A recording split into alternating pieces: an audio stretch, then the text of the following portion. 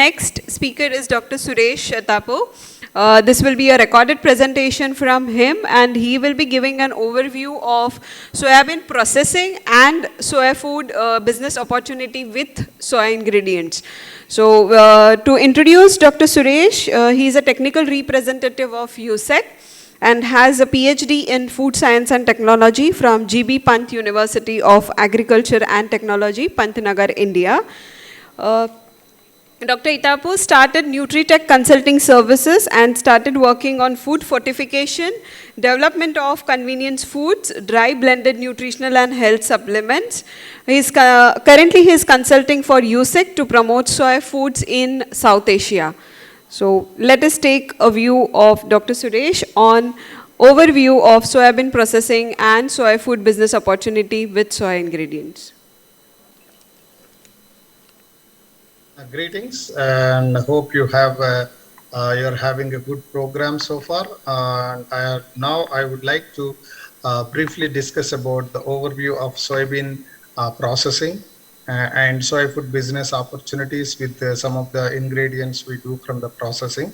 And my presentation is going to cover introduction to soybean, global soy food market, overview of soybean processing for food applications, and some of the soy food categories and soy food products or soy ingredients in the feeding programs and the lecithin. So this is what I'm going to cover. And soybean has been part of Asia's food system for centuries, and even in India we see soybean is being consumed in the northern hill states for a very long time, and it produces oil and protein for both food, feed and industrial applications. One of the unique characteristics of soy is, even though it's a plant protein, it has a quality at par with animal proteins, and also it's one of the very good source of protein. You can see it produces about almost 40% protein, and it's also a good source of good quality oil where we have a good amount of polyunsaturated fatty acids and lecithin, vitamin E, and it's also a good source of vitamins and minerals like iron, zinc, and B complex vitamins, folic acid, etc. And it can be processed into a variety of useful products. So one of the unique characteristics of soy is it's very versatile, and it can be processed into a number of products which we will discuss little later. And also soybean found to have a lot of health benefits. I'm sure Dr. Kavita would have already discussed this particular topic, and I'm not going to cover much of it.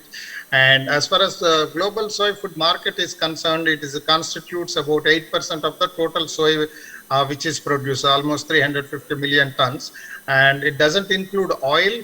Usually if you consider oil, we are talking about almost like 26% of the total consumption, because most of the soybean is the oil is produced from the soybean is used into the food system.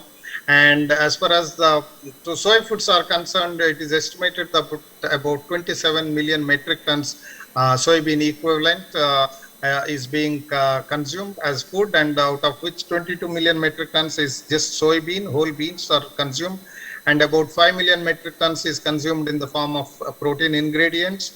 And soy food consumption is growing significantly. There is an increasing interest in the plant-based segment, whether it is dairy analogs or meat analogs. So this segment is growing, and there is a lot of interest in this particular segment, and in those products soy fits very well. Even though there are some new ingredients, protein ingredients are coming, still about 70% of the total products introduced recently are all based on soy. And also there is increasing interest in the fermented products, especially in the non-traditional markets like ours and are in the West, where products like natto, tempeh are gaining popularity because they have a unique immunoprotective effect. And still the Asia is the largest market, and the largest opportunities are still with the Asian market. As far as soybean processing is considered, soybean can be consumed as whole beans, as I just mentioned, and also soy can be processed especially by taking out oil through either through solvent extraction process or expelling process, where oil is removed, which is further refined to get refined oil, which we consume at our homes, and lecithin, a powerful antioxidant and an emulsifier, which play a very important role in the food systems. So after taking out of oil, the soybeans, from the soybeans, we get a product called defatted soya flour, which has about 50% protein, and it is further processed to get either soy protein concentrate or isolate, which has about 65 to 90% protein. So these three products, defatted soy flour, protein concentrates or isolates, can be used to make various processed products like noodles, pasta, textured vegetable protein, extruded snacks or nutritional or protein supplements, meat analogs, protein hydrolysates, frozen desserts, dairy analogs. So these products can be made from these ingredients, which are made after solvent extraction of soybean and converted into ingredients. And also, if you look at the whole beans, that is primarily used for soy milk, tofu, or soy nuts, or snacks, or edamame, which is immature soybean, or as a fermented products like tempeh, natto, miso, or soy sauce. And even in India, in the northeastern states, we have a lot of traditional fermented soy products are there. So they can be used. They are being used as a traditional food even in Southeast Asia, South Asia, or Far East Asian markets. When you look at the soy milk, I just mentioned it briefly here. The soy milk can be used to make dairy analogs like soy milk and soy yogurt, soy ice cream, that is frozen desserts, products like that. I'm sure Dr. Sharma would have already discussed. And again, we have a product called Yuba, which is called as tofu skin, the upper layer of the protein layer from soy milk, or okara, which is a byproduct. And again, recently soy wine was made using the byproduct from the tofu industry. The whey, tofu whey can be used to make soy wine. And again, the full fat soy flour, you can grind, dehull the beans and make full fat soy flour, which can be used in the bakery industry to reduce, to improve the color in the whole wheat bread and also improve the meshability of the dough. And you can make protein bars, or you can work it as a flour fortification. Especially in India, we are very much familiar with grinding soybean and wheat at the chakkis to improve the protein content.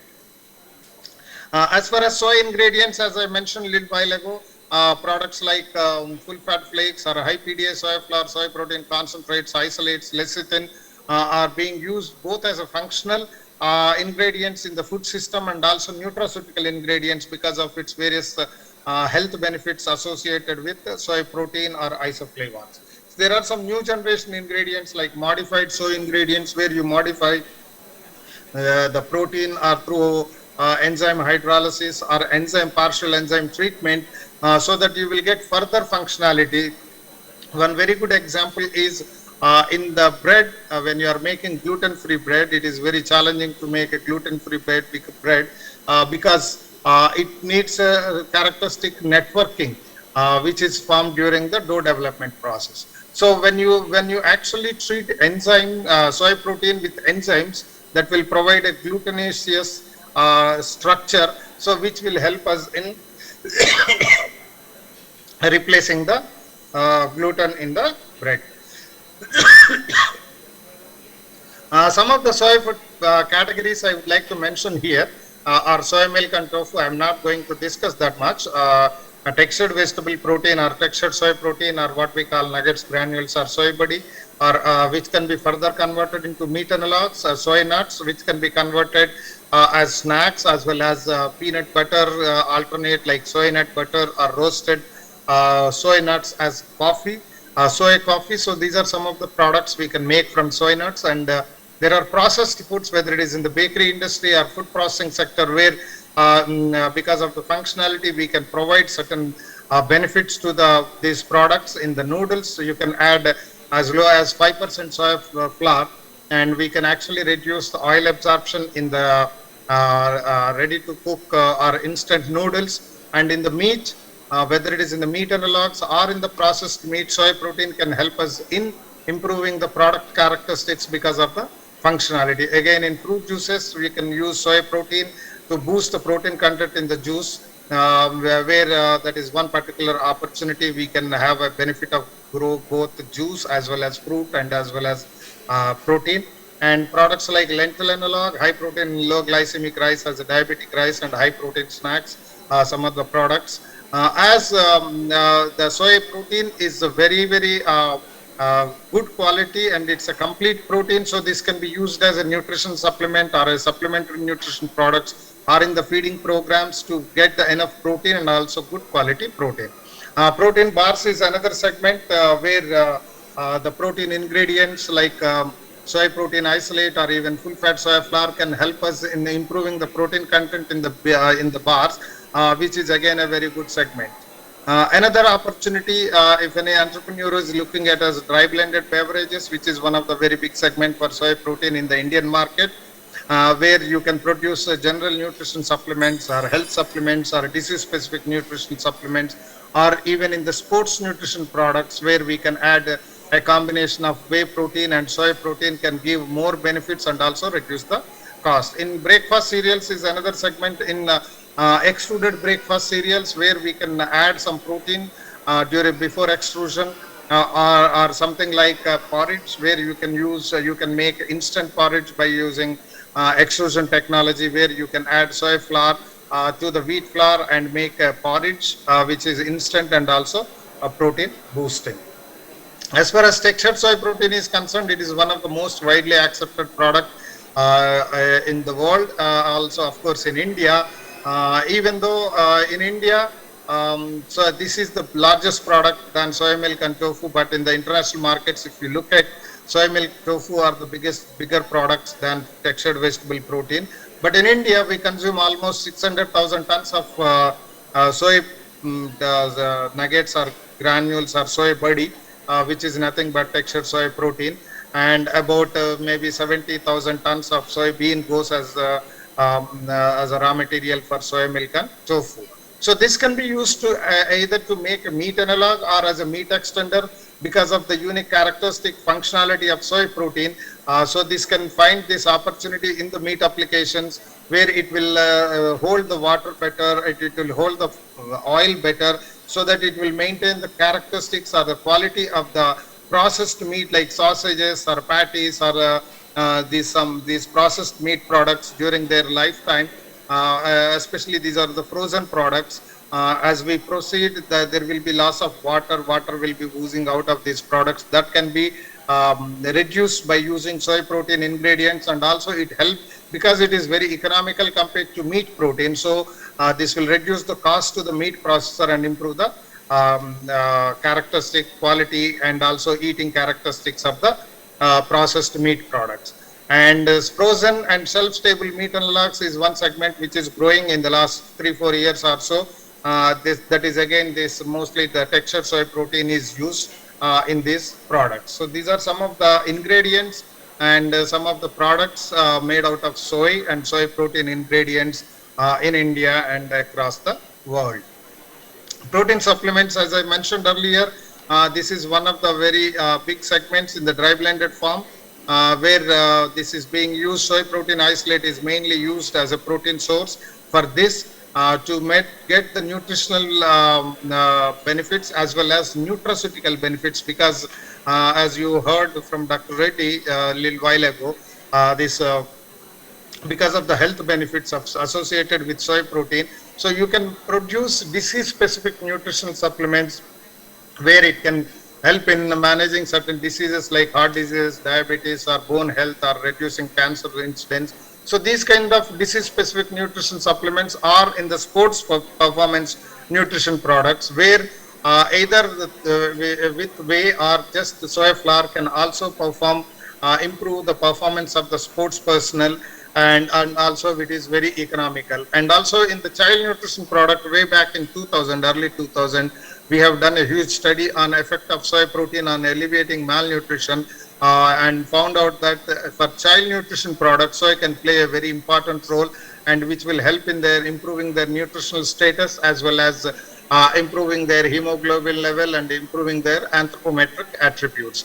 Also, soy can be used, has been used in weight management products where it will help in reducing the body fat and increasing the muscle mass. So it will help in managing weight. So mostly these kind of products are processed through a dry blending process. If any entrepreneur is interested, and it is very easy to set up a dry blending process and do the marketing. These are the some of the products mostly available in India, and there are quite a few international products as well. Another product I would like to briefly touch upon is the lentil analog, or what we call dal analog, which is made from defatted soy flour and a combination of soy flour with other cereals like wheat, corn, and rice. Soy has about 50% protein. So when you add 50% of this soy in this product, you can improve your protein content to almost like 30%. So which is more 30% more than the traditional lentils. And also it is economical because we are using cheaper raw materials like soy and other cereals which are economical compared to the lentils, as it is an extruded product, already cooked product, so it will be easy to cook and it doesn't take much of a time, and this can be a perfect vehicle for micronutrient fortification, and it is economical and healthier. Another product I would like to discuss is the high protein, low glycemic rice or diabetic rice, where rice kernel is reconstituted using broken rice and soy protein isolate through extrusion process. This will improve the nutritional composition like vitamin, minerals, and protein. You can also add some vitamins and minerals to increase the protein content, increase the micronutrient content, so which will help in managing diabetes. And because of the addition of the soy protein and also because of the extrusion process, it will bring down the glycemic index, so it helps in better management of glucose and also lowers insulin levels in the blood. So this is a perfect vehicle for micronutrient fortification as well as protein fortification, because diabetics usually they need a little higher protein than a normal person. So this is one way we can meet their protein requirement. And also soy protein being a plant protein with health benefits such as heart health benefits, and also being a plant protein, it is soft on the kidneys. So this can be a perfect solution for the diabetic population in India. Especially in India, we have about more than 75 million diabetics and more in the rice eating population. So this can be a very good product for those rice eating diabetic people. Protein snacks is another category which is again picking up, especially after the COVID, and a lot of the snack food manufacturers are looking at increasing the protein content. In general, snack foods are considered not so healthy because they are fried, they have a high fat, high sodium, high starch, and low protein, low fiber. So here we can actually give a healthier alternate to these snacks, and give another option to the consumers. There are extruded and traditional snacks with high protein, like you see from the picture, the soy sticks, which is a traditional murukku kind of product where soy is added, and the other picture on the far right is the golgappa, which is made again using the extrusion technologies. Defatted soy flour is added to this, so you can have a golgappa which has a high in protein, and as it is extruded, you don't need to go through the process of making that making the golgappe and then frying them. So this is a very good product for increasing the protein content and giving convenience to the consumers. As far as bakery, I would say not only bakery, in the processed food industry, soy has a lot of benefits, economic benefits, and also health benefits, and also functional benefits because of the unique structure of the protein. So in bread, soy can actually as low as 3% can help in increasing the yield, because soy protein binds water better. So you will get more dough, and because it's the water is tightly bound by the protein, so this will soy protein, so this will lose less water, that is the bake loss will be less when you are baking a bread, because of its protein content and also the sugar content. There is a browning reaction happens faster, so you can actually reduce the baking time and temperature. And addition of soy flour improves the crumb and crust color and crumb softness. As I mentioned, it binds the water better, so this will have a longer shelf life. The bread will stay softer for longer time, maybe for 24 to 48 hours, because this will not go stale, because this water is tightly bound, and as this water is tightly bound, it will not allow the microorganisms, the fungus, to grow easily. So this will improve the shelf life. This will help in making more bread, and a small addition will actually provide a lot of economic benefits to the baker, and also nutritional benefit to the manufacturer. And the soy flour, because of its unique functionality, it can be used to replace expensive ingredients like whole eggs in the cakes. You can replace whole eggs 100%, or you can do a partial replacement also. And also skim milk powder, which is even though used in a 2 to 3% in the bakery products, which is increasing in price. So here we can use soy flour with whey powder, can actually replace skim milk powder in the bakery products and reduce the cost. And another opportunity is with reduction of oil. You can see in the top right side of the picture where in Africa we have demonstrated in their local product where addition of 5% of soy flour will actually reduce the oil absorption. This is one character we can use in most of our fried snacks or fried products like papad or samosa, puri, whatever we are using, frying. So you can add just 5% of the high PDA soy flour, and you can improve the nutritional value and also increase the protein and also reduce the oil absorption. So you can give a low calorie option to the consumers and economic benefit to the manufacturer. Protein bars is another segment which is growing very well because of convenience and nutrition, and people are also looking at health. So these are convenient product where if you don't have enough time, or you are on a travel, or you are on the go, so you can grab one bar which will provide about 25 to 30 grams of protein, and will give almost like 25 to 30 percent RDA of protein. So you can kind of get all the nutrients even if you skip a meal. So this is one segment which is growing very well because we need to provide a good amount of protein. Soy protein can play a very important role.